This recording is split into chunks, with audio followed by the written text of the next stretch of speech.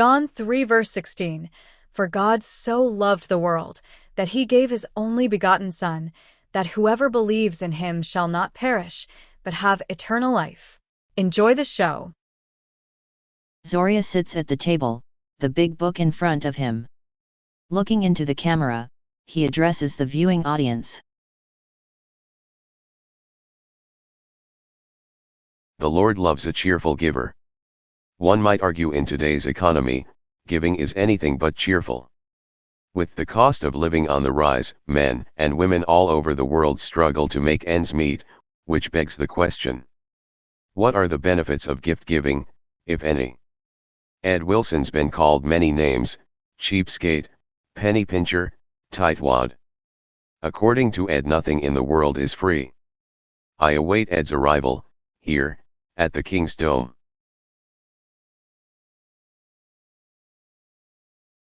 The assignment: Ed Wilson, 47, stands in the mirror brushing his stained teeth for work. His short stature and sturdy frame complement his bald crown, prominent forehead, and sullen countenance. Despite his lack of schooling, he is proud of the hard effort he puts into earning his money.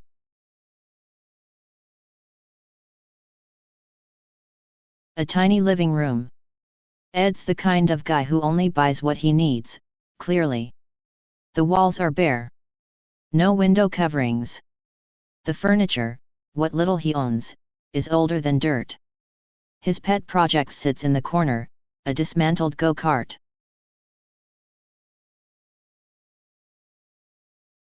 Ed walks into the room wearing his typical plaid button-down shirt and blue jeans for work. He scoops up the piggy bank from off the end table, removes the escape hatch, turns over some coins into his hand. A crisp spring morning. Homeless people frequent this park. They are everywhere, lounging on benches, dozing off under trees, and meandering around. On a bench, two homeless men in their middle years are talking. They are Johnny and Ron. Johnny speaks.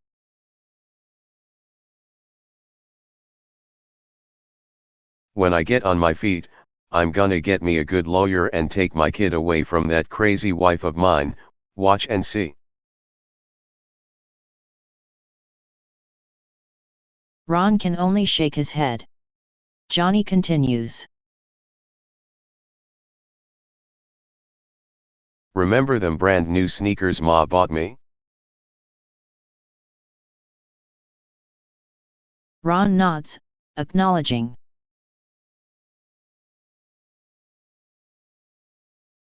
That nasty wife of mine had the nerve to accuse me of selling them for booze.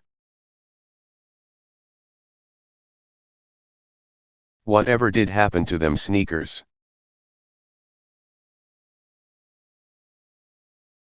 Sold them for booze. They share a laugh. Looking up, Johnny sees Ed walking through the park on his way to work.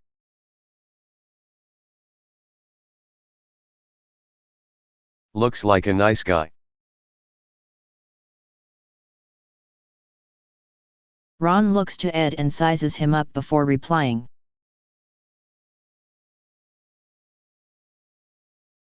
Try him. Johnny stands up as Ed walks by and extends a courteous greeting. How you doing, sir? Spare $1 or two. Ed turns a deaf ear, keeps walking. That pisses Johnny off.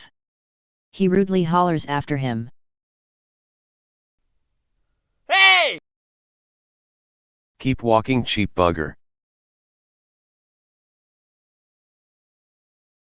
Hearing that, Ed stops cold, spins around, and approaches Johnny with a sarcastic little smile on his face.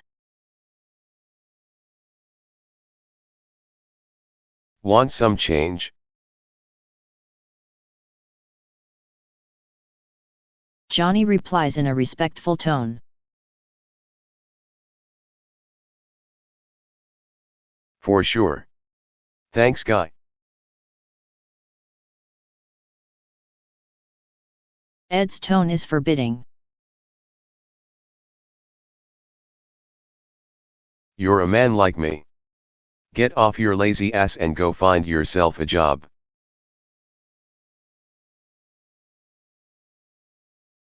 Having said that, Ed departs and Johnny watches him go in humiliation.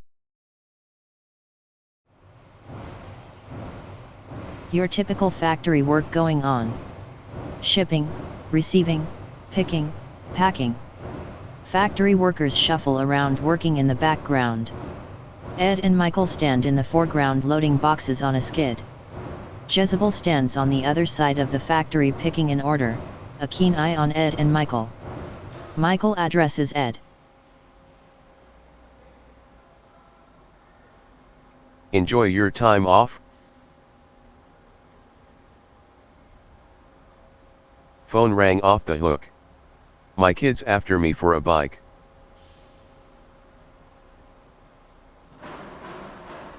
Seems every kid needs a bike these days. Let her mother worry about that. I pay my child support.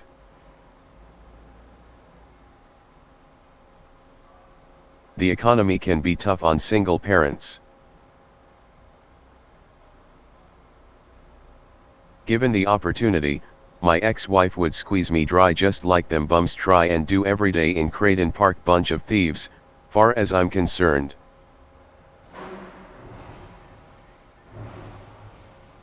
That struck a nerve in Michael, but he hides it well.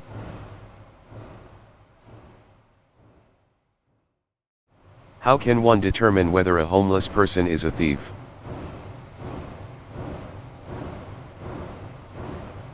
Ed stops working, gives Michael a hard look and replies. How do you know they're not thieves? Not my job to figure it out. Not your job either. Ed rolls his eyes and resumes his work. Life can be unpredictable. 1 minute you're up, next minute you're down.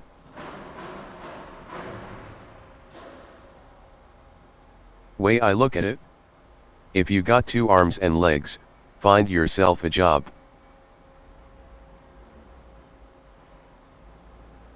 Easier said than done. The unemployment rate's at an all-time high. The unemployment rate has nothing to do with it. Once a bum, always a bum.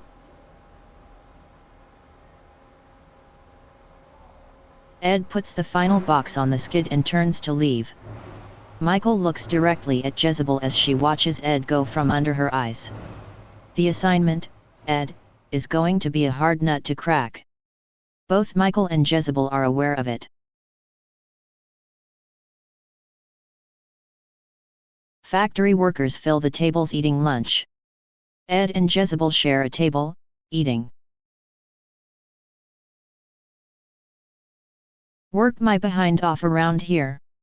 No thank you, no raise, nothing. Corporate antics.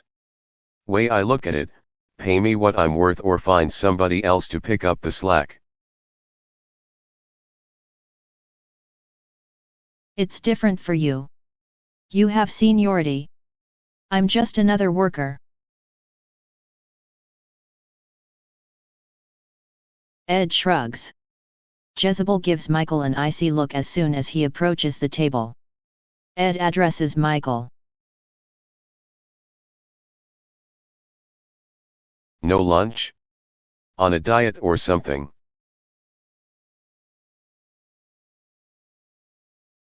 A load of back orders just came in. Mr. Ross wants them shipped out ASAP. Ed looks aside and murmurs under his breath, "Sucker." After taking a few coins out of his pocket, Michael starts counting the change. He then addresses Ed. Short a nickel. Wanted to grab a drink.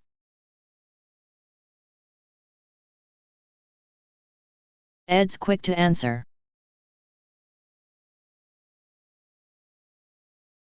Can't help you there.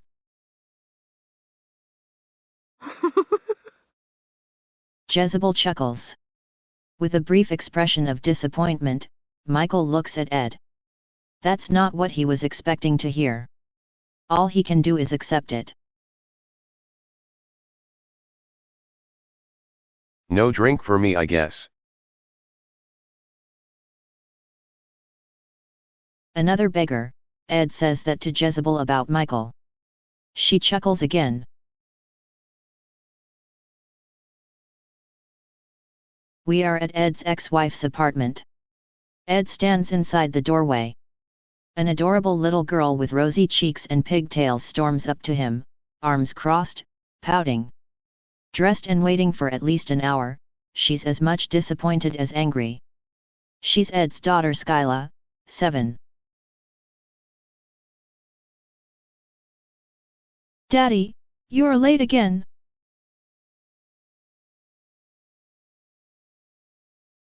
Ed lifts her up into his arms and gently addresses her. Can you forgive Daddy this last time? Pretty please.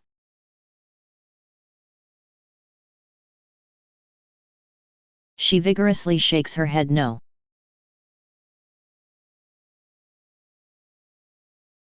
If I tickle you to pieces, you'll have to forgive me.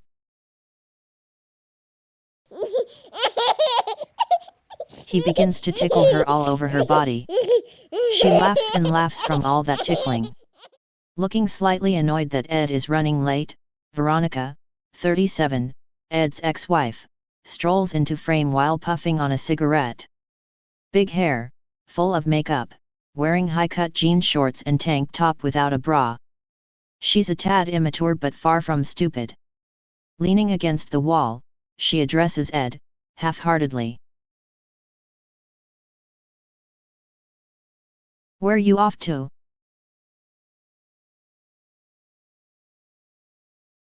Ed asks Skyla the same question, smiling.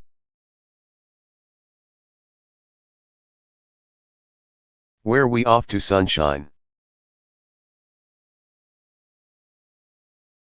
Let's try a shrimp place this time, Daddy. Ed sighs. Seafood's expensive.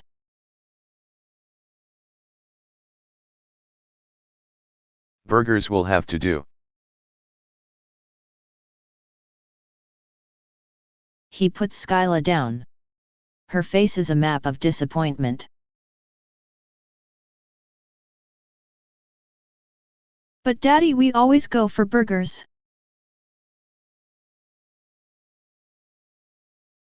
Don't forget to ask Daddy for you know what. Ed's on it. If looks could kill, Veronica would drop dead.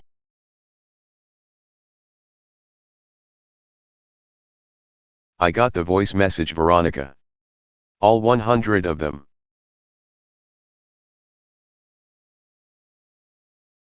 She needs a bike for crying out loud. All of her friends have one. Curious what you do with all the child support money I give you. $200 a month is hardly support. Ed addresses Skyla. We should be on our way, sunshine.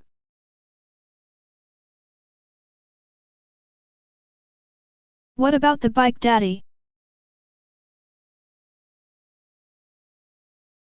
I'll think about it.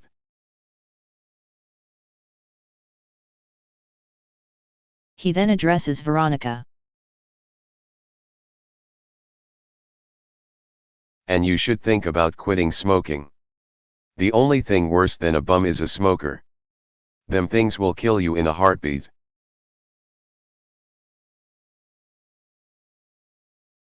Veronica rolls her eyes. Ed opens the door and departs with Skyla. Ed drives along the main road. He glances in the rear-view mirror at Skyla strapped securely in the passenger seat.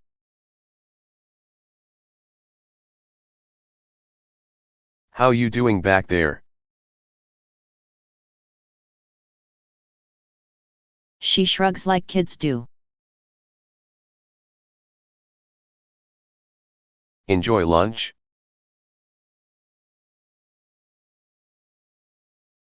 Yeah, but I wanted a sundae for dessert. Daddy will always give his princess what she needs, not necessarily what she wants.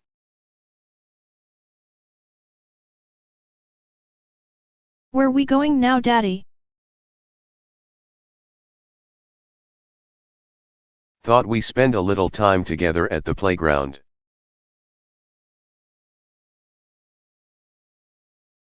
She pops a smile, so happy to hear that, then speaks.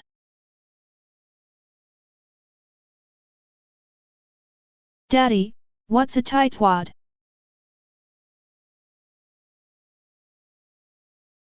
That question catches Ed completely off guard. Why do you ask, Sunshine? Whenever Mommy's on the phone with Grandma, she says you're a tightwad. Ed had better change the subject. He does so. Summer break's coming up. Excited?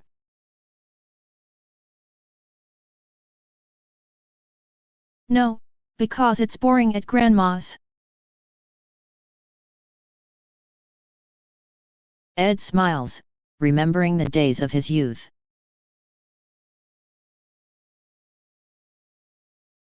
Me and your uncles used to camp every summer when we were kids. Uncle Kyle and Uncle Sam? Yepers. Them were the days. We had so much fun. We sure did. Ed pulls up at a red light. Skyla looks out the window.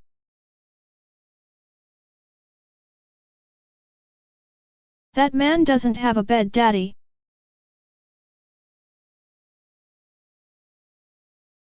The homeless man in filthy rags laying in the street is indicated by a finger point from her. Ed glances over his shoulder and sees him.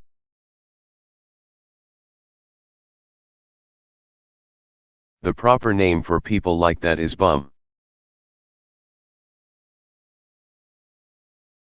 What's a bum, Daddy? Ed's quiet. The light turns green. Skyla waves and smiles at the homeless man as the car pulls away. He waves back.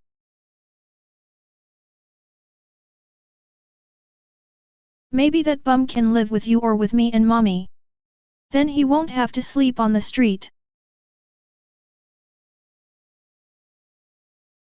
That bum's on the street because he wants to be on the street.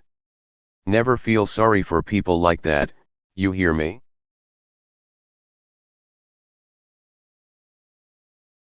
She's quiet. He stares at her in the rear-view mirror, but there is no hint of comprehension. We are at the park. Johnny and Ron sit under a tree talking.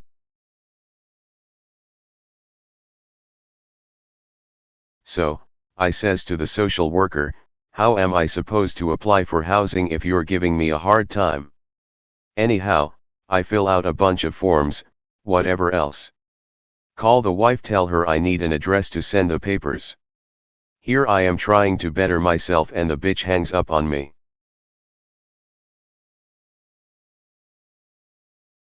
A homeless man named Timmy walks up to them, his face busted and bloodied. Bejesus, Timmy. What happened to you?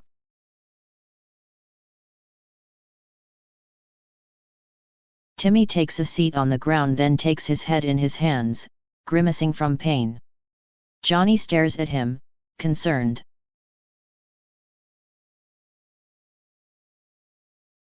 You gotta complain, Timmy. Was it them punk rockers?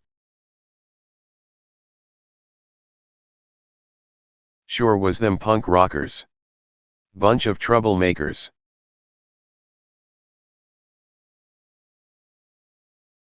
Aspirin would be nice. Wish I could help.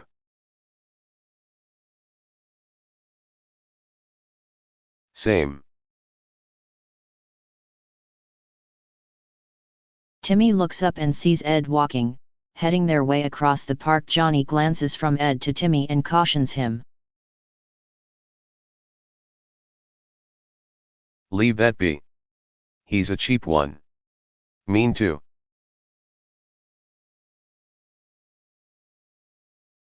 How could he say no to a face like this? Timmy says this with humor, gets to his feet, and waits for Ed to approach. Just as Ed walks by, he begs nicely for assistance.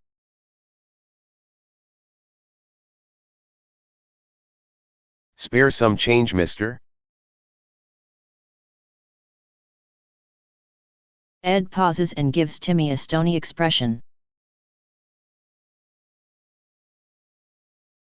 Anything will help.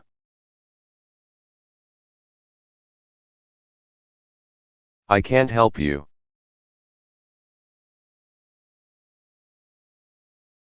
Look at me, man. I'm all busted up. Ed considers Timmy, who was clearly beaten to a pulp. Regardless, he walks away. So cold. Disappointed with Ed's treatment of him, Timmy yells after him. Hey! You ain't worth the dirt I walk on.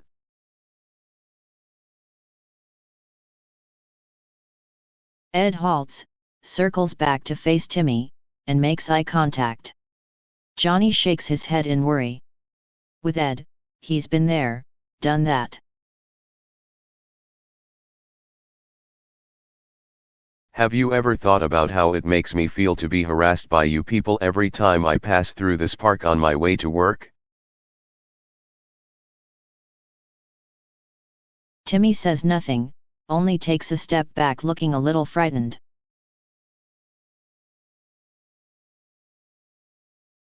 I'm supposed to give my hard-earned dollar away to a bum?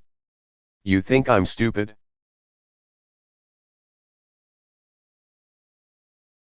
Aspirin is all. I'm hurting, man.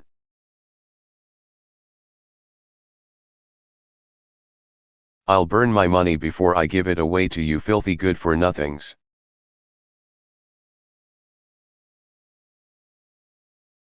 With those harsh words, Ed walks away. We are inside the factory. Michael and Ed are putting boxes on a skid. Ed remarks on Michael's brand new steel toe boots after noticing them on him. Nice. Must have paid a pretty penny for them steelies.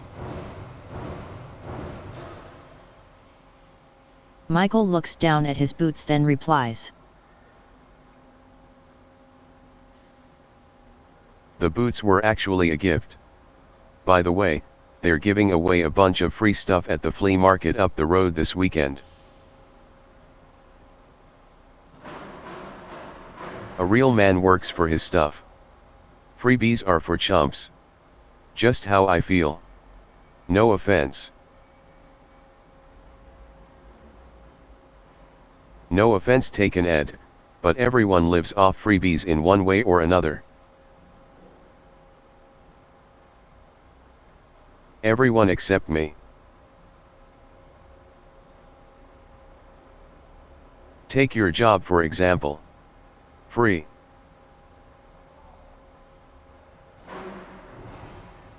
Ed snickers at that, then replies.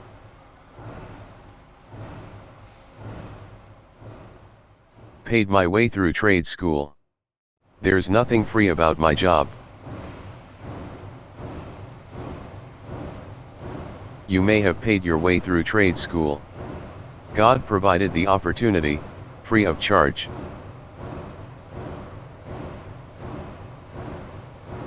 Been with this company 17 years, got ulcers to prove it?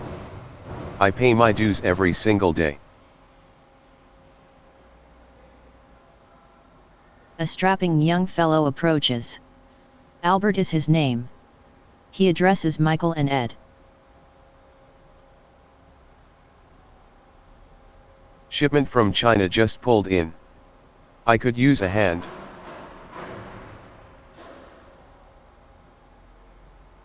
Michael nods, acknowledging that. Albert walks away. Michael addresses Ed. We should head over.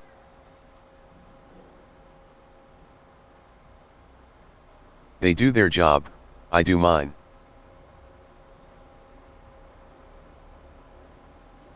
It's called teamwork, Ed. Ed just keeps on working like nothing had been said. Michael stares at him, his expression conveying the disappointment he feels. How to reach Ed? Thinking about it, Michael turns to go.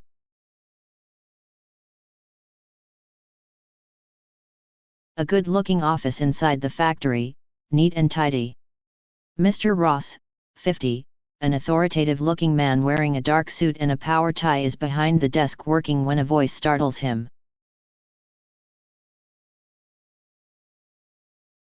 Better be important, boss. Mr. Ross looks to Ed standing in the doorway, then beckons him in. Ed moves to the desk and positions himself on the edge of his seat like he's pressed for time. Mr. Ross eyes him professionally for a beat. Ed impatiently glances at the time on his wristwatch, then speaks. Can we make it quick? Ton of work on the floor, boss. I'll get straight to the point. I have to let you go, Ed. Ed stares at him, making an obvious effort to keep his shock under control.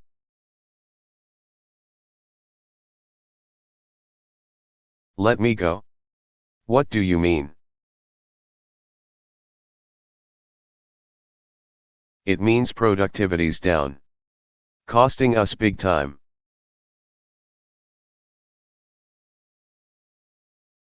Ed flushes. There's an earthquake running through his veins. His voice is calm, but we can tell that he's about to erupt.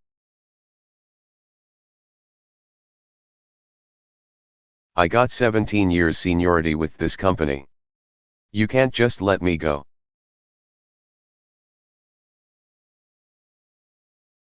Mr. Ross tilts back in the leather high-backed chair, content and at ease. This is way too easy. It's as if he's been waiting to lay this on Ed for some time.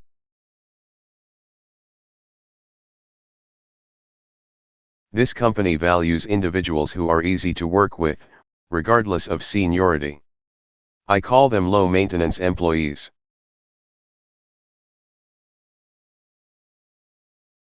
Ed's voice is raised, his anger stirring. If your dad was around, this would not be allowed to happen. Not to me. My dad was the one who suggested who should stay and who should go. Ed turns a frown, surprised to hear that.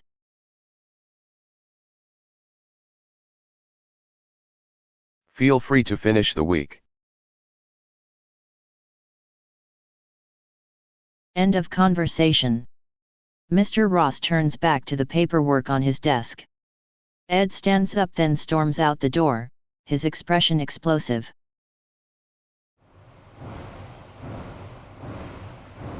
Factory workers are everywhere, busy at work. Ed stops the forklift and gets off, muttering to himself. Michael approaches him and speaks. We need an extra pair of hands on the dock.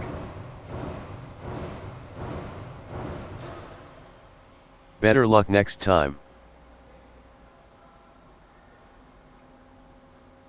Ed just got fired and it hurts so bad. He sighs and lowers his head. Michael's expression is one of concern. Everything all right?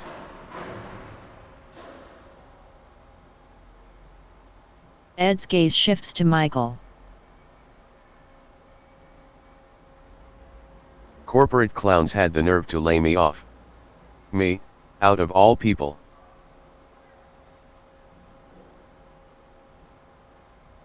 I'm sorry, Ed.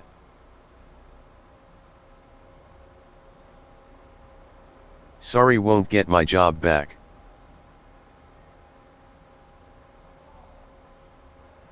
You're a highly skilled factory worker with many years of experience. You shouldn't have a problem finding another job.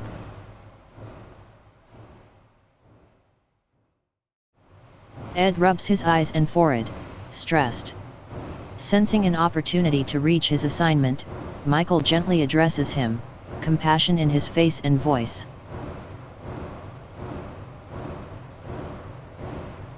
When I first started working for this company, anything Mr. Ross asked me to do, I complied. A year went by, I got a raise. Wasn't much, but I didn't complain.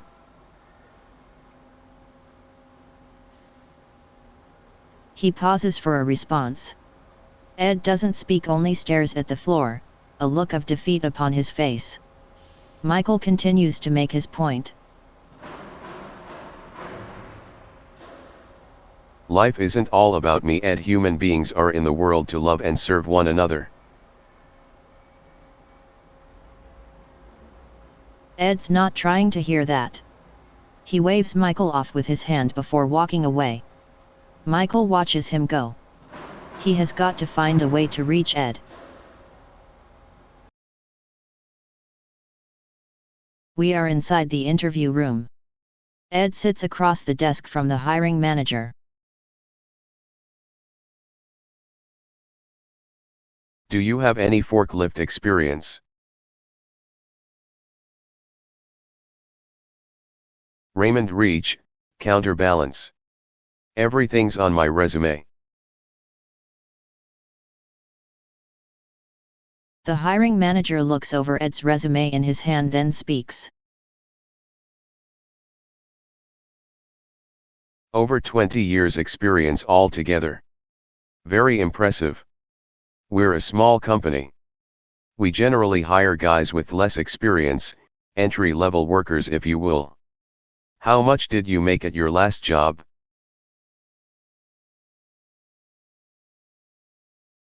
$26.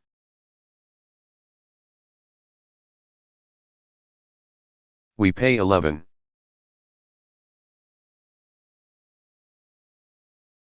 $1,100 a week's about right.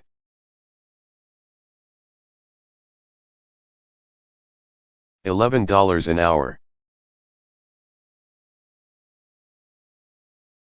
Hearing that, Ed's face drops. It takes a beat for him to digest $11 an hour.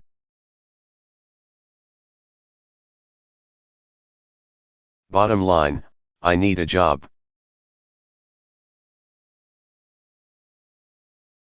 Let me run your resume by my boss. I'll be in touch.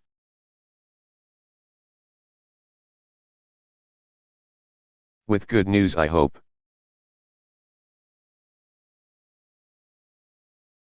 They shake hands. Ed gets up and departs. Ed is standing there as Veronica opens the door, and he appears to be in the worst mood.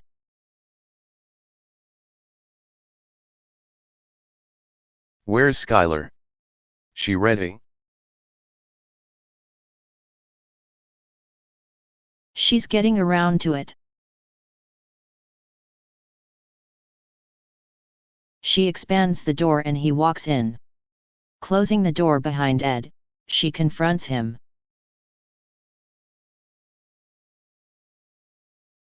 Checked my bank. Your child support payment is not there.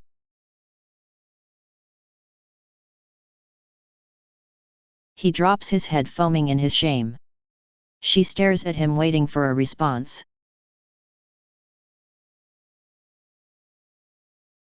Well? Looking back to her, he replies. Soon as I find work, everything will be back to normal.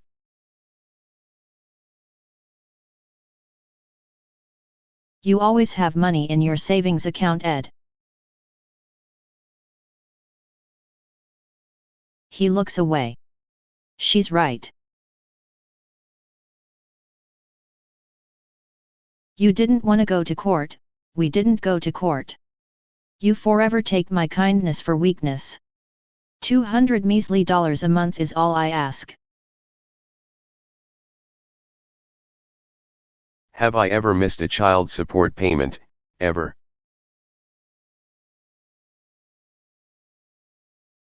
She turns some tough on him, her voice slightly raised.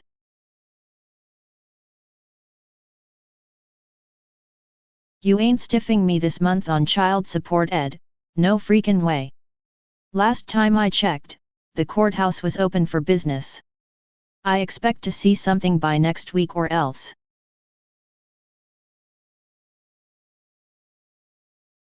With those final words, she walks away, leaving Ed behind in vivid humiliation. We are inside some burger joint. Ed and Skyla sit in a booth going over the menu. Skyla's mind is made up. Placing the menu on the table, she tells her dad exactly what she wants.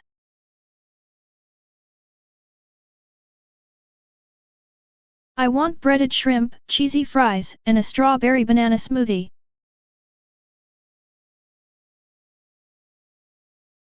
Too expensive. Order something from the kids' menu.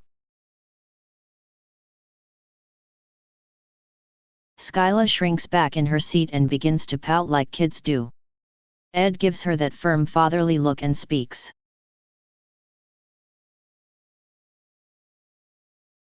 Skylar, don't start.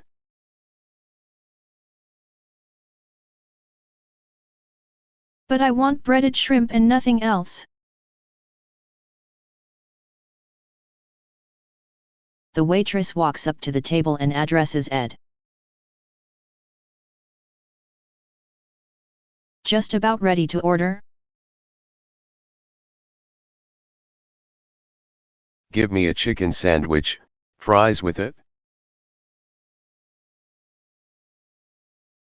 I want breaded shrimp and I'm not changing my mind.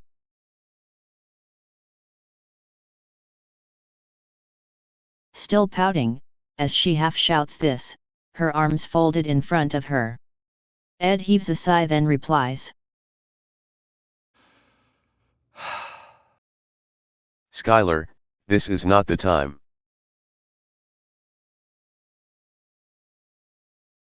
I'm gonna tell mommy you're being a tightwad. That was funny. The waitress can't help but laugh. So does Ed. The waitress addresses Skyla in a friendly tone. We have fantastic combos for kids. Nuggets, pizza, or chicken fingers, and it comes with a side dish and a toy. How much? The kids combo is $4.99.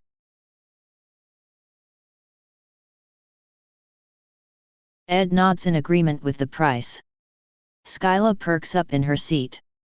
Smiling from ear to ear, she excitedly tells the waitress what she wants.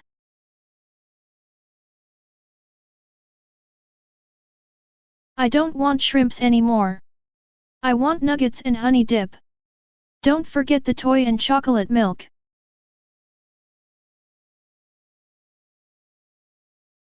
the waitress smiles warmly and replies, "Would you like fries, mashed potatoes, wedgies, or salad for your side dish, princess?" "Wedgies, please."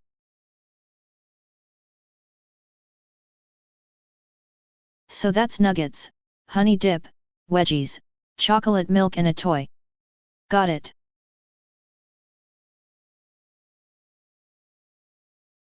Ed shoots the waitress a thank you smile. She walks away. Right then, Ed's cell phone rings. He removes the cell phone from his pocket and answers.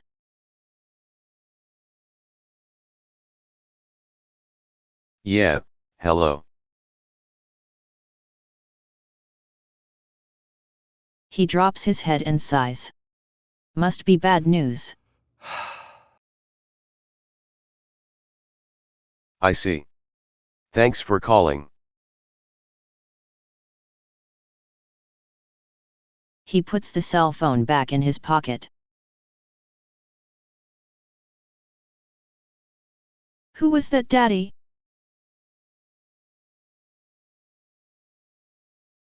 Daddy didn't get the job. Better luck next time. "Are you a bum, Daddy?" With saddened eyes, she asks him this innocently. Ed keeps quiet and tries not to show his embarrassment. We are at an employment agency. The employment worker, a polished lady in her late 50s, is seated behind the desk across from Ed, who is slumped in his chair with thick bags under his eyes and is unshaven. He appears quite worn out and anxious. "Currently, there are no openings in your field. I'm sorry." He heaves a sigh then replies,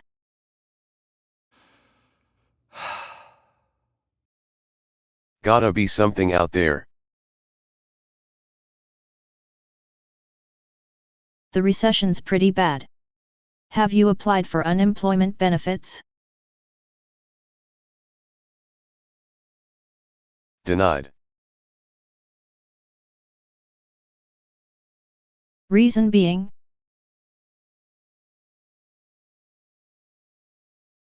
Something to do with my employment status with my last company. "I don't understand." I was hired on a contractual basis. "I see." A look of desperation crosses Ed's features. Past couple years, I've been living off my savings. Forced to sell my car last week. I'll take anything right now. "We do have a few positions available with clients offering low-paying jobs." Low, meaning. "Minimum wage."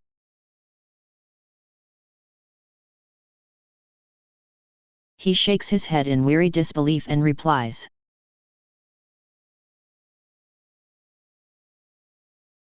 I can't work for minimum wage. She hands him a pamphlet. Included in this pamphlet is a directory of emergency contacts, including food banks and shelters. Please feel free to utilize these resources should you require any assistance.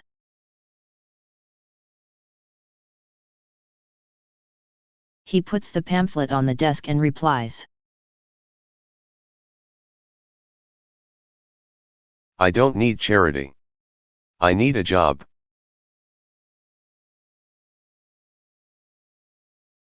I'll be in touch should anything turn up, Mr. Wilson.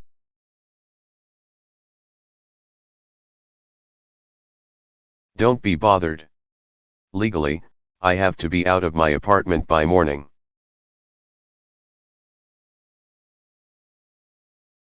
Ed stands up and leaves. We are at the park. The sun has set. Ed's fast asleep with his back up against a tree, snoring like a drunken sailor. Over Ed, the shadow of a man emerges. As we move out from the shadow, Johnny is shown standing over Ed, glaring down at him. He gives Ed a hard kick to the shin. Ed stirs awake, and then turns to look at Johnny.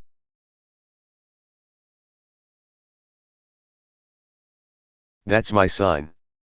You're in my spot.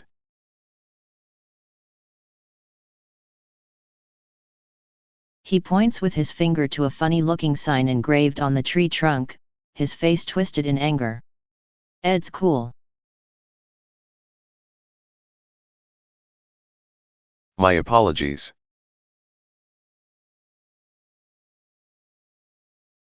He stands up. Johnny hasn't realized who Ed is until now. In shock, his jaw drops.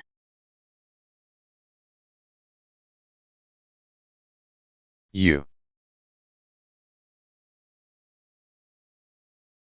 Without saying anything, Ed picks up his duffel bag from the floor and leaves. Johnny trails after him and starts questioning him.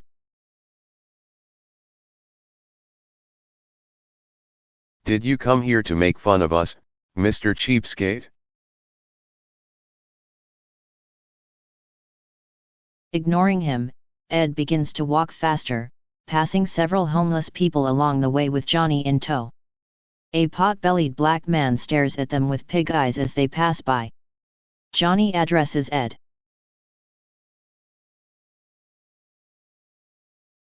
Maybe you're a cop or spying us out.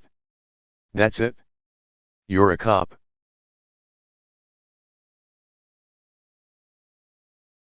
When the black man hears that, he raises his voice and speaks to Johnny. He ain't no cop. Like the rest of us, he ain't got nowhere to go.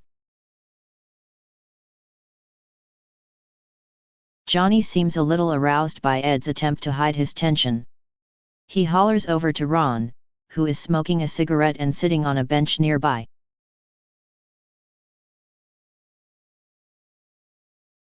Ron. Get your ass over here. You're not gonna believe this.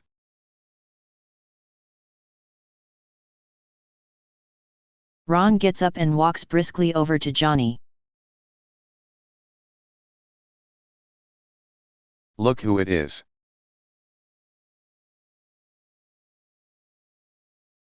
Ron walks up alongside Ed and takes a good look at him. He smirks, remembering.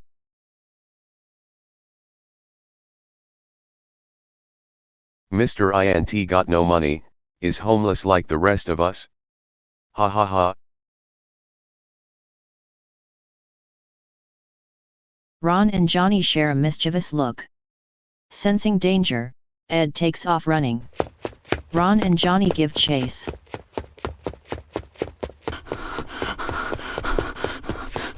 Ed runs for his life down this long dark alley, but he trips over his feet and hits the ground. The eerie silence that follows suggests grave danger. In an attempt to get to his feet, he's shoved back to the ground from behind. Pull back to reveal Johnny and Ron standing over Ed staring at him, a look of pure vengeance in their eyes. Ed stares back at them wide-eyed, too afraid to speak. Johnny addresses Ed. On the street, nowhere to go. How does it feel, dirtbag? You're a pathetic excuse for a human being and you certainly don't deserve to live. In that moment, Johnny and Ron begin to kick the crap out of Ed, giving him a serious beating. A brutal kick to the head serves as the last blow, and we actually hear Ed's skull crack. Then his brain fades, his eyelids flutter shut, and he passes away. Johnny and Ron walk away, smirking. Zoria sits at the table silently reading the big book. Ed materializes. He looks down at his spirit body and quickly realizes that he's dead. Somebody pinch me, I'm dead.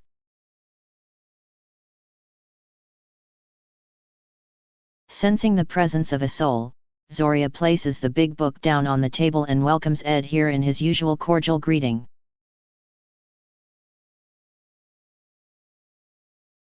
Hello Ed, grace be to you and peace from God our Father and from the Lord Jesus Christ. I am Zoria. I've been expecting you. Ed looks intently at Zoria before answering. Expecting me for what? Have a seat please. Ed approaches the table with composure. Geez. He's so composed for a dead man. Zoria waits for him to sit down, then carries on with business.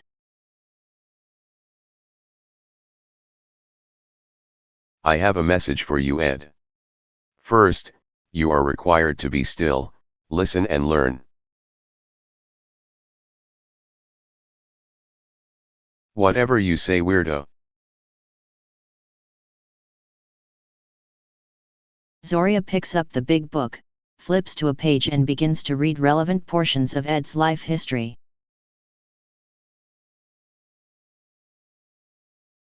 Ed Wilson.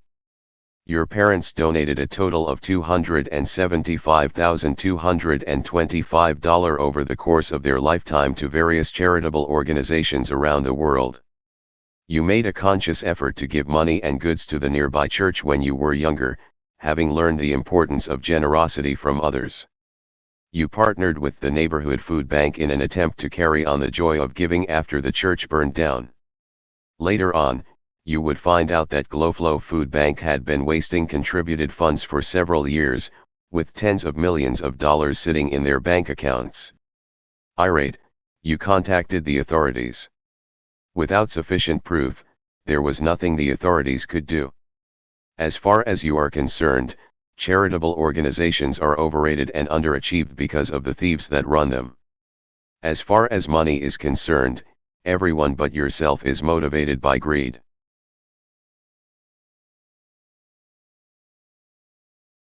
Zoria has finished reading.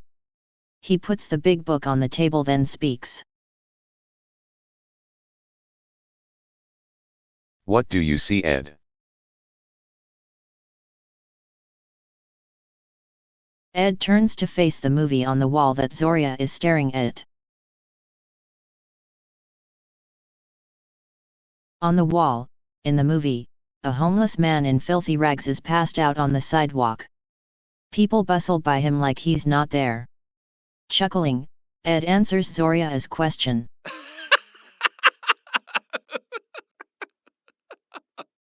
What do I see? That's a filthy bum right there. On the wall, in the movie, the most beautiful divine light penetrates the homeless man. Ed appears agitated at seeing this. Zoria explains to Ed what he is witnessing. Homeless people are highly revered in the spirit realms because they serve as a constant reminder to love one another.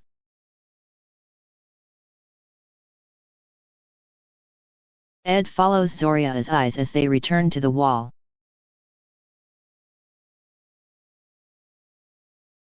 On the wall, a different movie starts to play. It shows Ed in a church consoling a friend who has just lost his wife in a plane crash. Zoria explains to Ed the significance of what he is witnessing. An extraordinarily powerful gesture on your behalf. How you make others feel and how much you help one another matters greatly to God. A personal touch, a kind heart, and random acts of kindness are greatly admired by the Creator and go a long way in the lives of giver and receiver and those around them. Memories of consoling his friend in church brings tears to Ed's eyes. Zoria and Ed's eyes go back to the wall.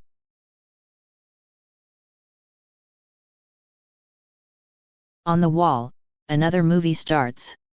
It shows Ed standing in a park yelling at a homeless man. I told you to get out of my sight! You hear me? Get out of here now!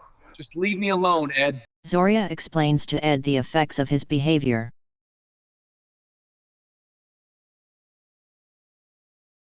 The same is true of negative events. Negative events have a tremendous rippling effect, far more than you could imagine. Negative words and behavior spread from one person to another and then trickle down to the friends and families of those who were touched by the negativity, until many have been affected even to the point of death.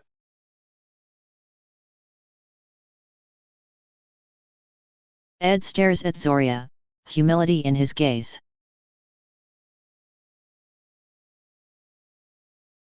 How can I make it right? You've died in your sins, Ed. Ed sighs quietly, pulls back in his chair, crosses his arms, and readies himself for the brutal reality.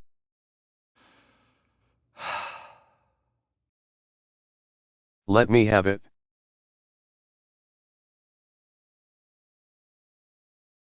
Zoria proceeds to quote Bible passages as a means to convict Ed's heart of sin. Give to everyone who asks from you. Do unto others as you would have them do unto you. If there is a poor man among your brothers within any of the gates of the land, you are not to harden your heart. If anyone has enough money to live well and sees a brother or sister in need but show no compassion, how can the love of God be in that person? If a man hates,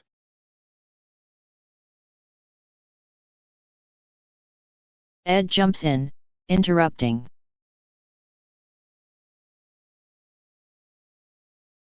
I get the point, weirdo. I tell you the truth, Ed. You were destined for hell the moment you died on earth. To offer you another chance at life, God, in His infinite mercy and perfect love, redirected you here to the King's Dome. You have been granted a second chance to walk in love with mankind on earth. Nothing in life is easy. You're going to require a helper. Blessed is the man who receives the gift of the Holy Spirit. Off those words, a flame jumps off the lampstand and goes whump into Ed's body, baptizing him with the Holy Spirit. Then, the dome grows dark. Thunder roars. The dome rumbles violently. Just as suddenly, the dome goes quiet, everything comes to a standstill. All at once a light beautiful and soft enters into Ed. His face begins to glow with the most beautiful fluorescent colored light we've ever seen. As the love of God penetrates his soul, Jesus Christ speaks to him. Give and it will be given to you. A good measure, pressed down, shaken together and running over, will be poured into your lap. For with the measure you use, it will be measured to you. Give to everyone who asks you, and if anyone takes what belongs to you, do not demand it back. Follow me, and I will supply all your needs according to my riches and glory, and give to you my salvation. The Lord Jesus Christ has spoken.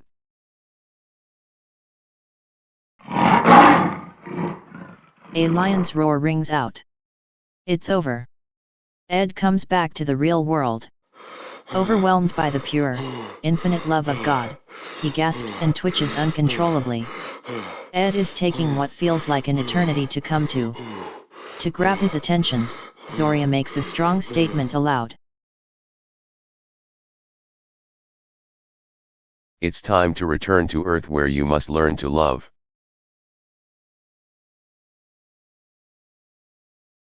When Ed hears that, he instantly stops gasping and twitching and turns to face Zoria with wide eyes. He replies, fear in his face and voice. They killed me once, they'll do it again. You can't send me back. I got nowhere to go, nowhere to live. Live in love, Ed. You will only remember what is relevant. The Spirit of truth is with you and will guide you into all things true. A final word of wisdom. Repent and live. In the day you return to this place, you shall die.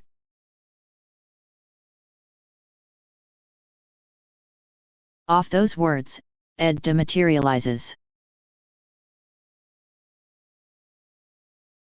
A crumbling old apartment building is on one side of the street, an expansive urban park is on the other side. Ed comes out onto the street and stands. He starts down the street, looking for a place to lie his head. Stopping in front of a bench, he shakes his head as if trying to rid himself of his own tired thoughts.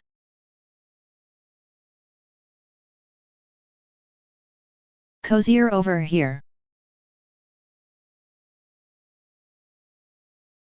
Turning, Ed sees a woman with rumpled 1950s attire and a bucket hat sitting underneath her favorite tree in the park across the street, surrounded by stuffed trash bags.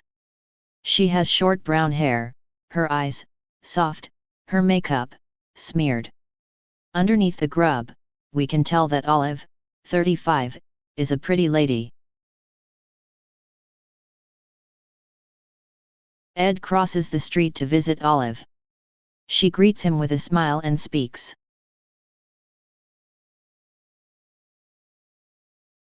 Looking for a place to stay? Ed glances at the ground, clearly ashamed to respond to that question. Olive understands. You can stay at my place. Rent's due the 1st of each month.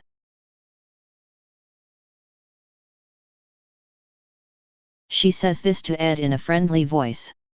He sort of smiles at her joke, then takes a seat on the ground next to her.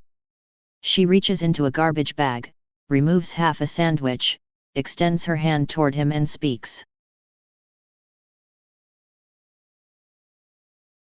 Just in time for dinner. You're very generous, but I got my own stuff.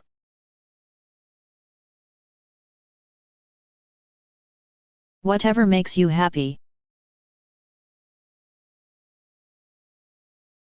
She places the sandwich back into the bag, then introduces herself.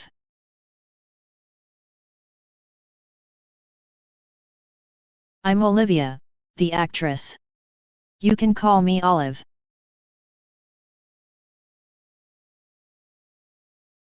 Call me Ed.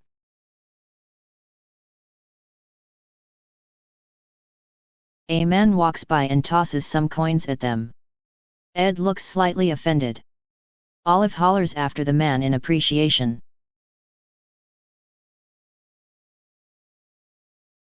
Thank you. She scoops up the coins and pockets them. After which, she begins to study Ed. You don't look familiar, which means you haven't been on the street very long.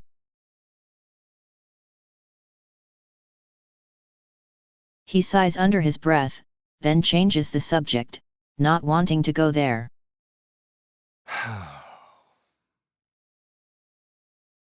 You're an actress?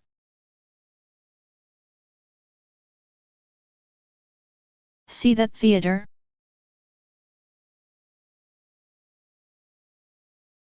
Ed looks in the same direction as her, toward the massive, theatrical building in the distance. Cherish the good moments in life. You don't get many. A gloomy expression creases her face, remembering her final days as an actress. She feels Ed staring at her. She looks to him.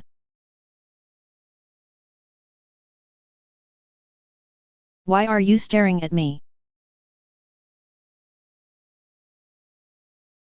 He continues to stare at her. There's something wonderfully different about Olive. Ed smiles and speaks.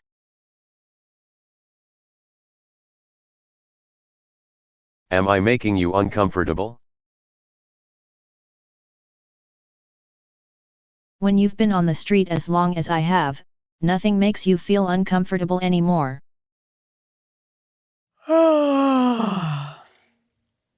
She gives a yawn, then gestures to one of her bags and continues.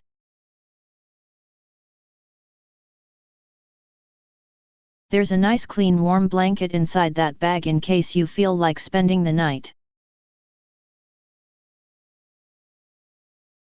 Having said that, she gets cozy inside her sleeping bag waiting for sleep. In that moment, a sign of reassurance from God appears to Ed. A bright light descends from the heavens and hits him. He glances up into the brilliant light, shielding his eyes with his palm, but the light disappears in an instant. Startled, he looks at Olive, who is sound asleep, then back up at the sky, wondering if he is dreaming.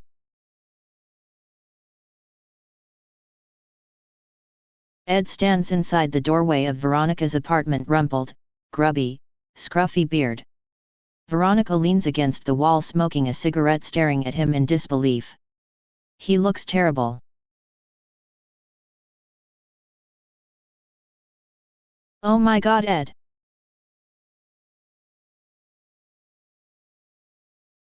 He stares at her stone-faced, trying to hide the shame he feels. Can I see my daughter, please? Tell me you got the support papers.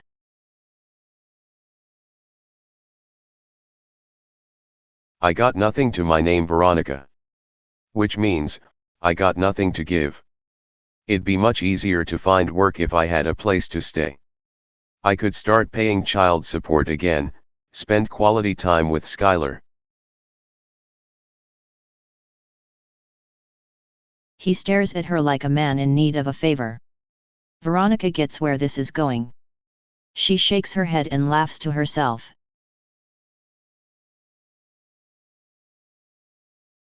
All those times when I asked for a little extra cash. Where were you when I needed you, Ed? Before he can respond, Skylar enters the scene, looking disappointed. Daddy, I called you so many times but a lady keeps on saying, please hang up and try your call again. So cute. Ed can't help but smile. He takes her up into his arms and gently addresses her.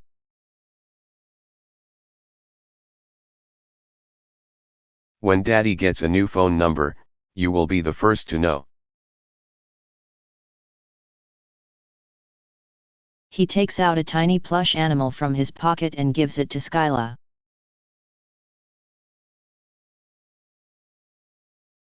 It's not much.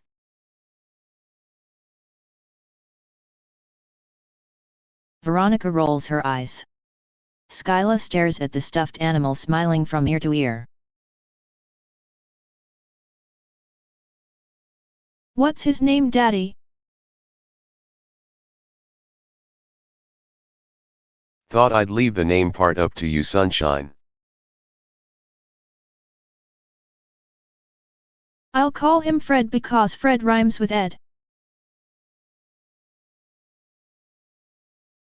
That works for me.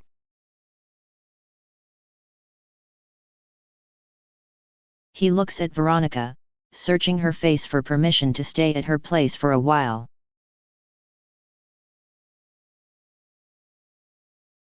You won't change your mind? Without saying a word, Veronica swings open the door. Ed understands. He addresses Skylar. I'll be back to see you real soon, Sunshine. Be good.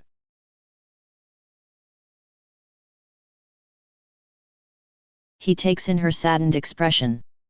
It's hard to walk away. His daughter's the only thing in the world he has left. One last longing glance, then he kisses Skylar's face, puts her down, departs. It's a beautiful day. The park is filled with people indulged in various activities. Picnics, barbecues, soccer, frisbee. Ed and Olive are sitting underneath her favorite tree. He's eating sardines from a can. She's staring at the theater in the distance. There's an emptiness in her soul and a sweet memory crosses her face. Good old days.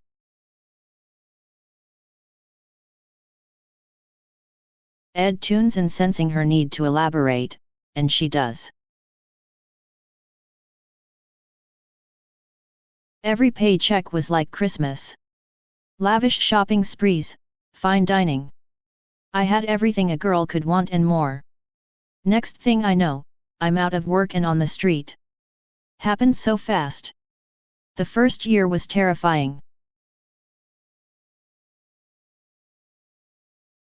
She pauses and takes in Ed's anxious expression.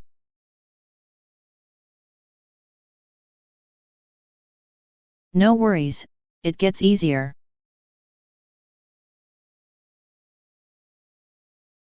Hard to believe.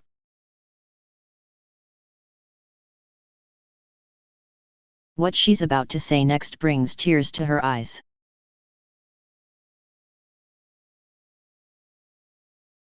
When you got nothing, it's so much easier to love and be loved. I can vouch to that. What's your story? Walked into work one day, got canned.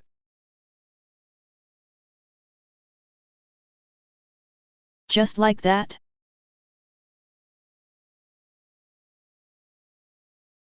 Just like that.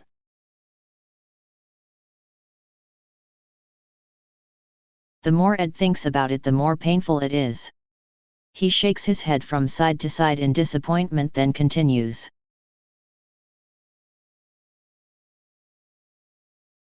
17 years of service. Corporate clowns. All money, no love. He stares, admiring her beauty. You're very pretty.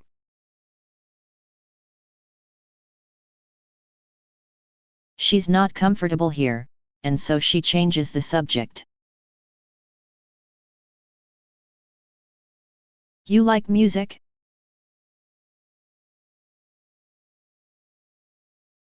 I like you more.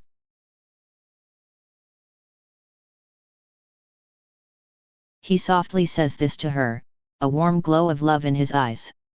She bashfully looks away before turning back to face him with a faint smile. Are you flirting with me? Bad Ed. Bad Ed. He jokingly smacks himself repeatedly on the hand as he says this. She spits a laugh, then powers on the portable-sized radio at her side. Romantic music begins to play. Ed rises to his feet before extending his hand toward her for a dance. She gives him a sour look and speaks.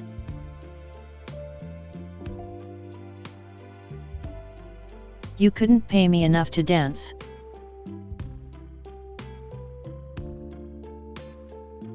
Don't make me beg.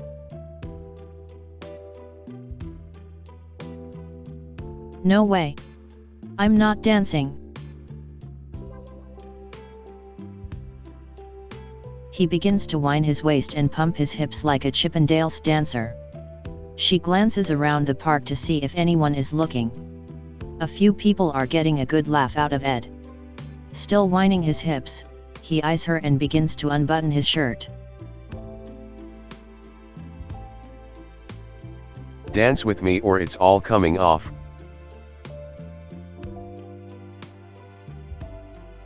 He removes his shirt and flings it away, a sexy little smirk upon his face. This is so embarrassing. Olive flushes and speaks.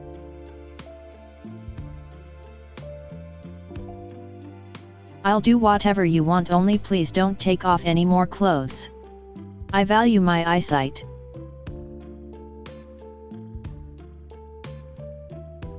He spits a laugh, then extends his hand toward her once again for a dance. She rises. He takes her into his arms and leads her into a ballroom dance. She is first a little stiff but becomes more relaxed with each step. Thank you for making my day. He softly whispers that into her ear, and then he twirls her around like a ballerina. She smiles and laughs, enjoying this. Looks like fun.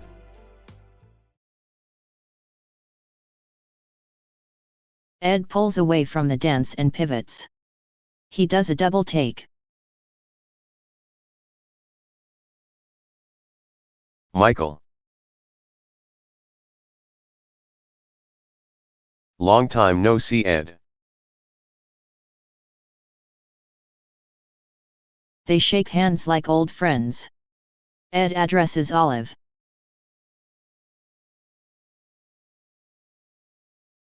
Michael and I used to work together at the factory.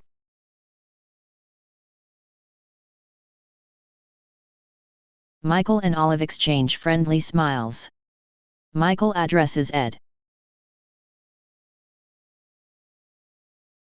How you been?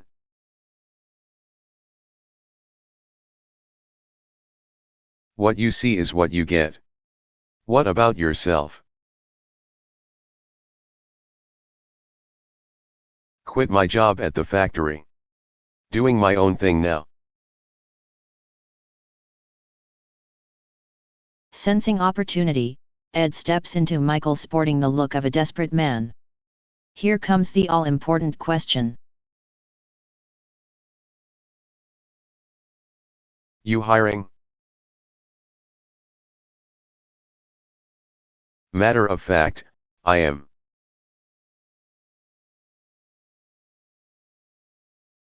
Ed pumps his fist, so happy to hear that. Michael takes out a business card and hands it to him.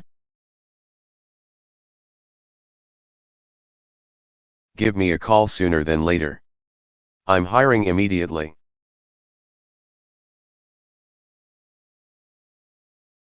You're a good man, Michael. Thank you so much. You guys take care. Michael walks away. Olive fakes a grin to hide her disappointment. She's falling for Ed, and she probably won't see him again if he manages to get a job.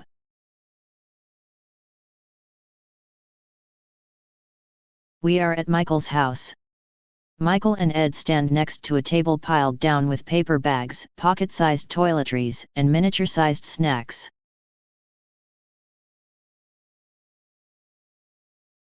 Coincidentally, I work in and around homeless districts. We can start by packaging these items for distribution. Ed stares at Michael strangely and replies. I thought you were self-employed. The only thing better than working for yourself, is working for God. I take care of God's business. God takes care of my business in return. What's the catch?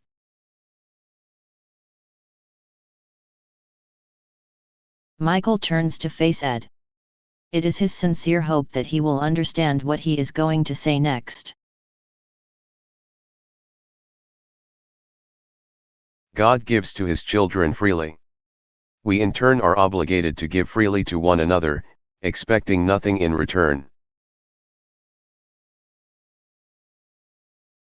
Ed ponders that. Nothing registers.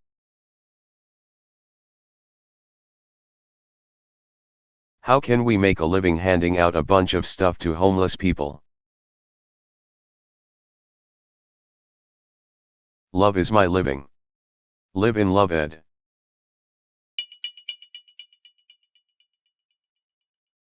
Ed stares at Michael, curiosity in his gaze. He's heard that before. Fact are facts. I'm living on the street. I need a full-time job that pays.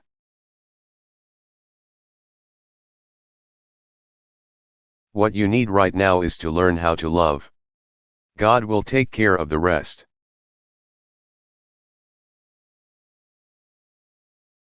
A choppy image of the King's Dome flashes inside Ed's mind, as a reminder. He blinks hard, trying to grasp that. Michael removes a stash of $5 bills from his pants pocket and hands them to Ed with instructions. $1 bill per bag. Ed stares at the cash in his hand, then gives Michael a look. Are you nuts?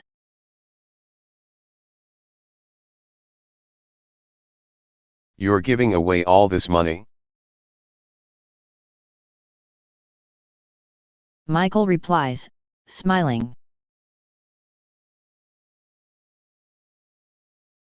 It's going to be a fantastic day. The spare room upstairs is yours for as long as you need it.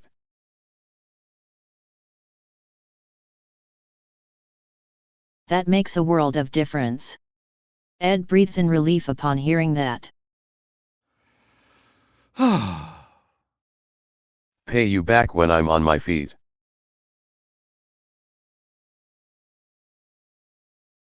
That won't be necessary. We should get started. Yes, sir.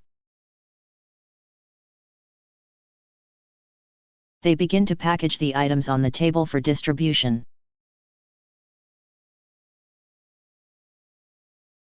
Mom and pop shops align the street. Individuals are moving quickly along the pavement, going about their daily activities. Some of the homeless folks pace the pavement, talking to themselves, while others are curled up in corners. Standing on the street corner are Michael, Olive, and Ed. Each of them is carrying multiple paper bags full of supplies for the homeless. Michael addresses Olive. Glad you could join us. More than happy to help. These are my people out here. We should split up. I'll do John Street. The next street over is. She politely interrupts. No worries. I know the street like the back of my hand.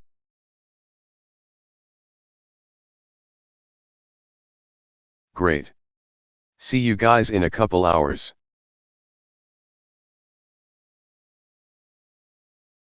Michael walks away. Right then, a red sports car lurches forward with a squeal of wheels and promptly stops. All heads turn. Seated behind the wheel is Jezebel, in the nick of time. With an evil sneer on her face, she looks at Ed and Olive who are standing on the other side of the street.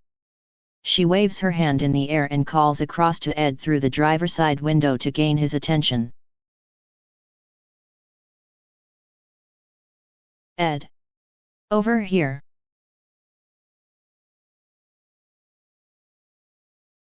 It works. Upon discovering who it is, Ed smiles. He addresses Olive. I'll cover Baker Road going south. See you soon. Be safe. He darts across the road and approaches the driver's side window. His eyes scan over the car real fast, and then he addresses Jezebel with the utmost respect. Life's been good. Lucky you. She begins to pick him apart with her eyes. Ed's appearance most definitely reflects that of a homeless person. You could have called Ed.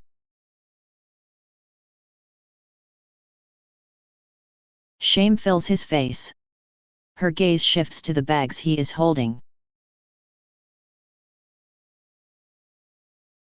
What kind of work you doing now?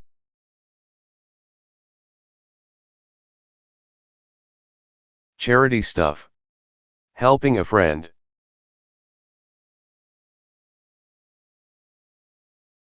Charity? Today's your lucky day. My friend, Henry, owns a manufacturing plant across town. He's looking for an experienced foreman.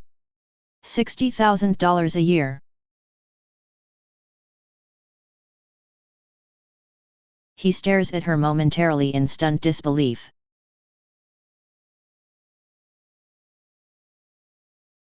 Benefits.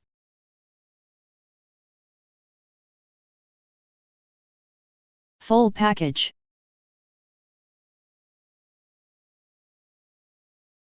Genuinely interested in the position, Ed inhales and tries to keep his feelings in check.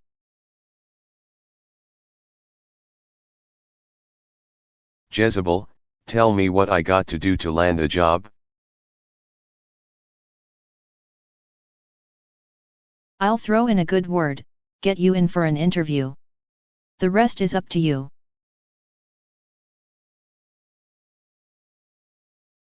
This is almost too good to be true. Shot with emotion, Ed can barely get the words out of his mouth. You have no idea how grateful I am. You're one great guy, Ed. You deserve the best. So does your daughter. So sweet she is. Wish I could stay and chat. Do your thing. I'll be expecting your call. Right on. Talk soon. He starts down the street. Olive hasn't budged and has been observing Ed and Jezebel from the other side of the street with jealousy. She looks like she wants to cry or scream. Olive sits underneath her favorite tree eating a snack. A babbling street type walks by talking to himself. Ed walks into frame dressed in brand new blue jeans and a perfectly white button-down shirt. Olive smiles, impressed at the new look. You look great.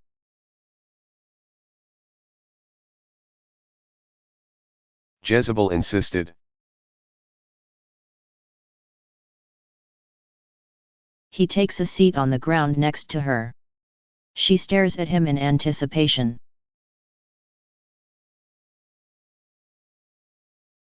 Spare the suspense. If I get the job, it won't be because I nailed the interview, that's for sure.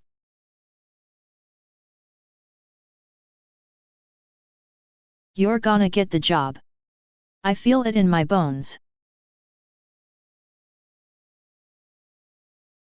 She says this to him with optimism, but of course this is an act. Olive's in love with Ed. A job could potentially tear them apart. What she doesn't realize is that Ed shares the same feelings for her. His tone is soft and sincere. I can't leave you.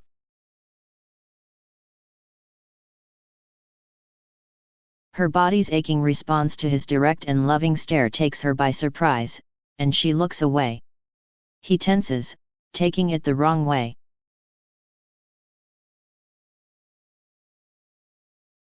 You like it out here or something? She stifles her tears while continuing to look away. He inhales, then expresses exactly what's on his mind. If I get the job, I want you to come with me.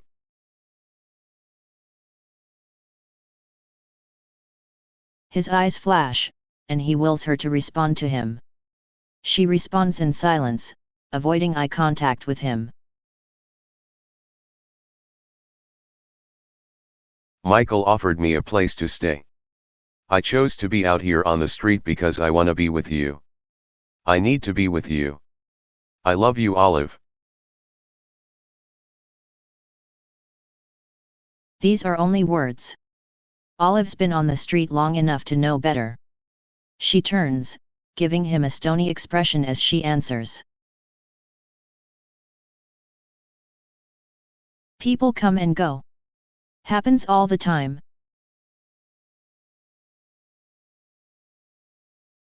He takes a beat. That's not exactly the response he was hoping for. Can we at least be friends? She stares at him, upset, nervous, paranoid.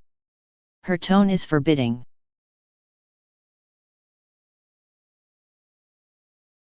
Don't patronize me, Ed. I've been living on the street long before you. I'll be on the street long after you're gone. That's all Olive has to say about that. She stands up and gives Ed a big smile, acting as though their previous discussion about their future together had never happened.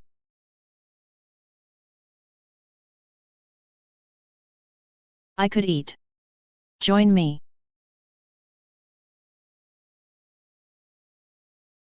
He rises.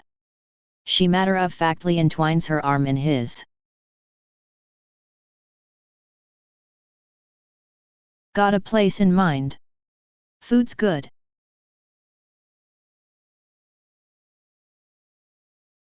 He almost smiles. They walk away, arm in arm. Street Love is a non-profit organization that provides meals to the homeless. The interior of the building resembles a cafeteria. It's like family here. Everyone knows everyone. Ed and Olive stand in a line of people waiting to be served. Ed and Olive are next in line.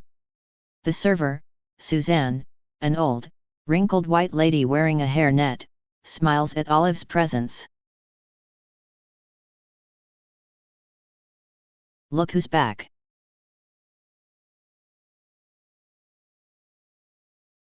You know me, Suzanne. I only swing by when those hungry pains kick in with a punch. Suzanne places a generous scoop of food onto Olive's plate. You know where the beverages are? Sure do.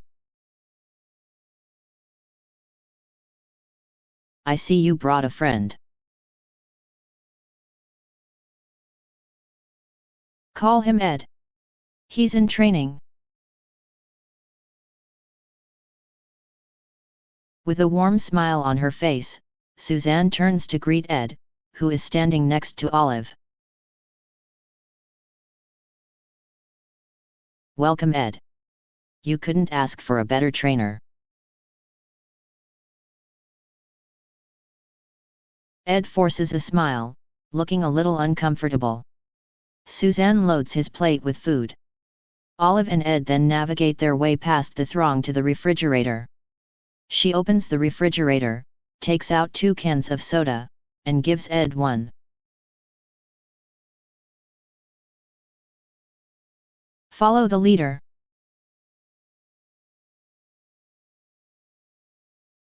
She makes her way over to a nearby table where a man and woman sit eating. They are Wayne and Wilma, a tough-looking homeless couple in their 40s wearing matching t-shirts and headbands. Olive greets them most friendly.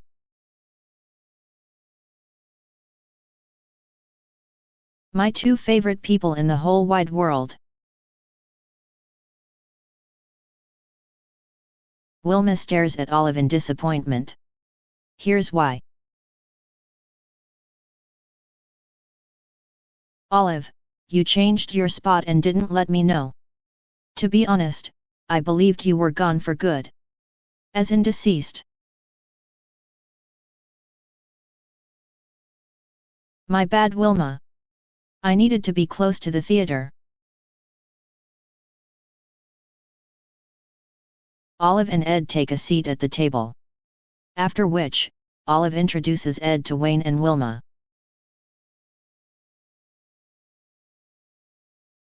This is my friend Ed. Staring at Ed, Wayne smirks and speaks.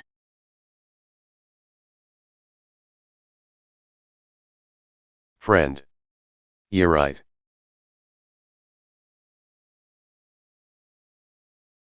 It's a guy thing.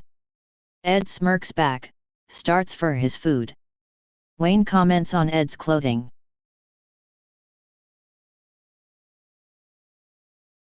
They don't give away gear like that around these parts, that's for damn sure.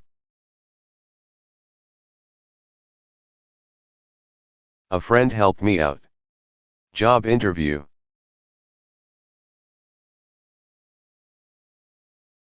Good luck with that.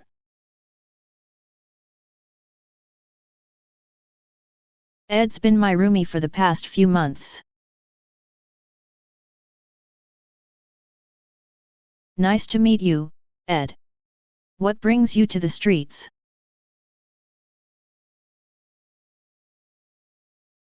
Life.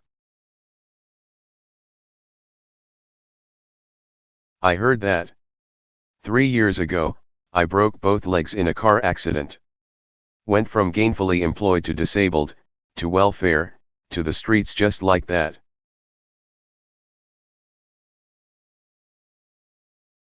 Looking for work?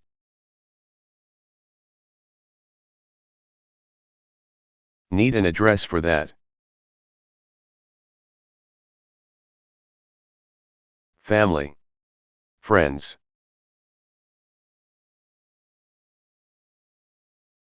The same folks who call themselves friends and swear they'll always be there for you disappear like smoke in the sky when you're homeless. Ever consider cash jobs? Wayne chuckles then replies. Would you hire someone who smells like a rat's ass? I wouldn't, that's for damn sure. He takes Wilma's hand and softly kisses it, then continues. This right here is all I need. Ah. That's so sweet.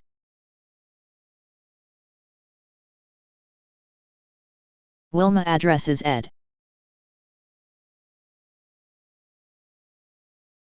Wayne and I met at a food drive couple years back. Been together ever since. Can't live without her.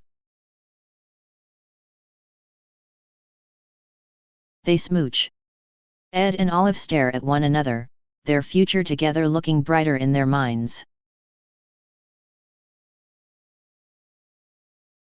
We are in a hotel room. This attractive suite comes with a kitchenette, full living room, and a separate furnished bedroom. At the little round table, Ed and Jezebel are seated and conversing. You didn't have to do this, Jezebel.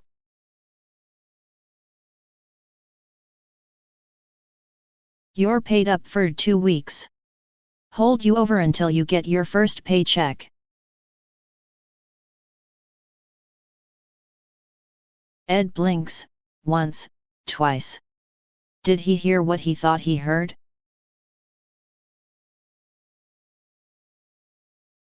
I got the job.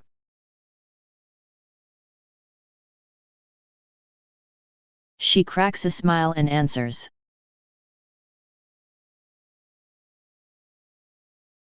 Congratulations. He gets up and begins to pace the floor. He's that happy.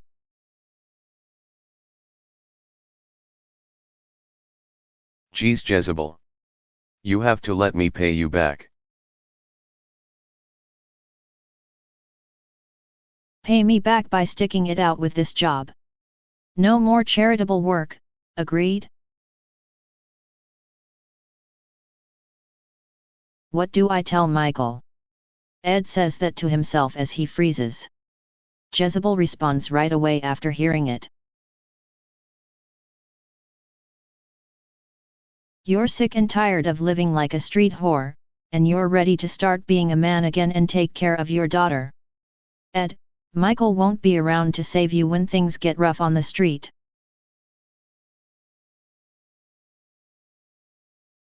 Ed's not so sure about all of this anymore. He plops down in his chair, feeling torn. Right then, the voice of Jesus Christ begins to play inside his inner consciousness, soft and gentle.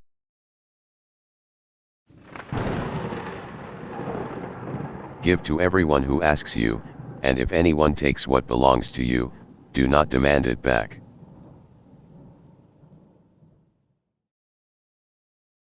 A feeling of divine inspiration washes over Ed as he stares thoughtfully at the floor. I learned a lot on the street, not to mention Michael was there for me. Even offered me a place to stay.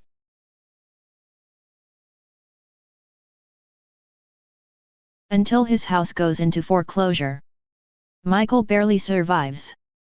After he quit his job at the factory, he had to take out a second mortgage on his house.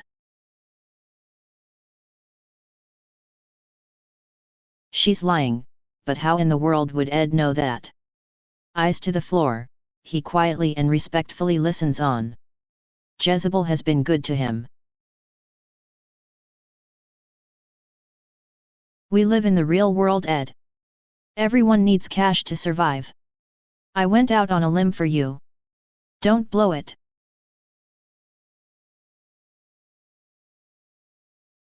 She stares at him until he looks at her. Taking in her dead serious expression, he looks back to the floor. She gets up and leaves, at which point he gets up and moves to the window. His face is pensive and thoughtful as he stares out the glass window at the city lights. We are at Ed's workplace. Ed sits at the table eating lunch with a group of coworkers, all men in their late 40s, early 50s. A guy named Vernon speaks.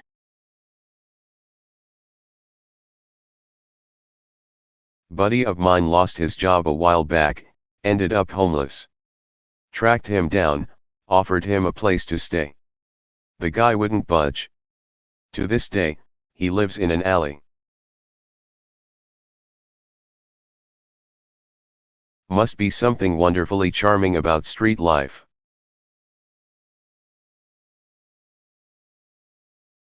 Could be the hot ladies. Maybe the stale food. Everyone laughs except Ed. Vernon notices and addresses him.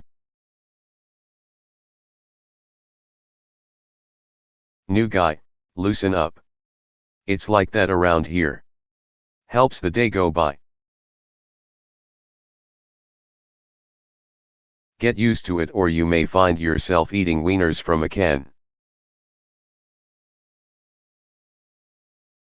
Maybe worms and peanut butter. Everyone laughs. A human being who possesses the Holy Spirit can only withstand so much negativity. Ed rises and leaves, never to return.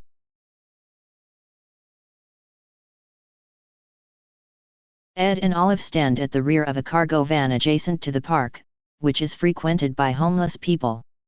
Since Ed and Olive are no longer homeless, they're in casual street clothes. Ed swings open the double rear doors, steps up into the cargo van.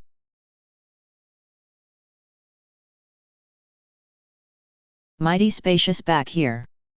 Bins filled with used clothing, sneakers, books, toiletries, and canned food are everywhere. Ed begins to organize the bins. A one-armed homeless man named Bob walks over to the cargo van. Olive smiles and greets this familiar face.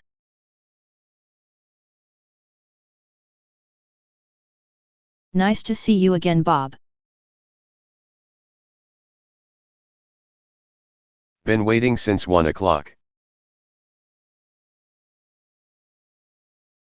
Through the double rear doors, Ed turns to face Bob and says hello.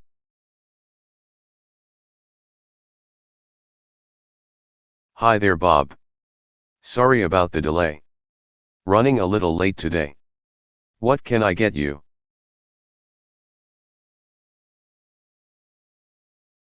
After glancing down at his scuffed sneakers, Bob responds to Ed.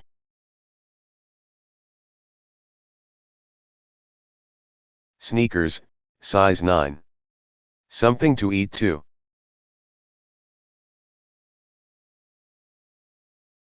Ed removes the requested items from their respective bins, bags them, and then hands the bag to Bob.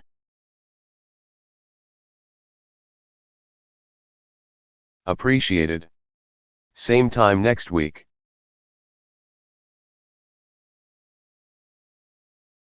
Same time next week, Bob. I'll try not to be late next time out. Bob nods, acknowledging that, before walking away. Right then, Michael appears out of nowhere standing next to Olive.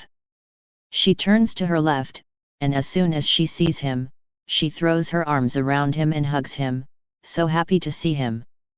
Michael smiles, appreciating the warmth. Where in the world did you come from, Michael?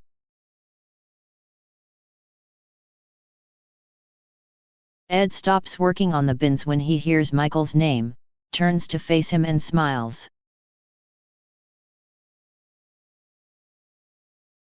Look who's back from the grave. Olive and Ed change places. He exits the cargo van through the double rear doors to speak with Michael outside, and she enters the cargo van to work on the bins. Michael and Ed stand at the back of the cargo van catching up. What we got going on here? A little something me and my girl started together.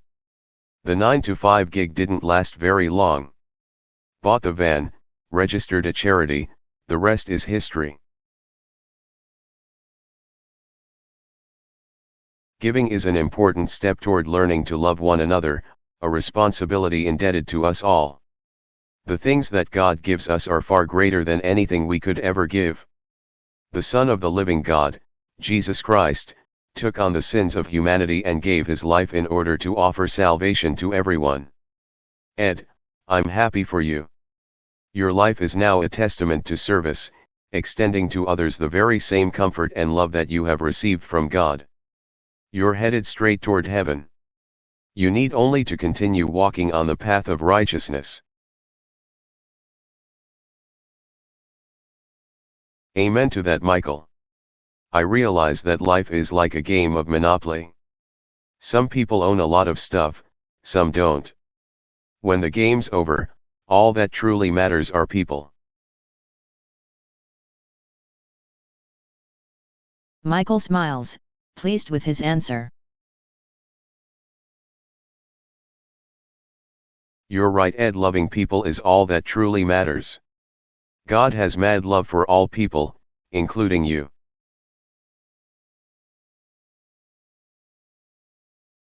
Ed looks up at the sky where Bright Star is perched and keeping watch over him.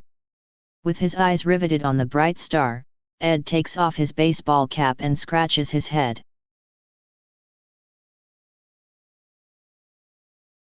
Swear on my life that star follows me everywhere I go. Ed's right. From the beginning, the Creator has kept watch over him. Michael gives Ed a knowing look while smiling. James 2 verses 15-16. If a brother or sister be naked and in need of daily food, and one of you say to them, Depart in peace, be you warmed and filled, notwithstanding you give them not those things which are needful to the body, what is a profit?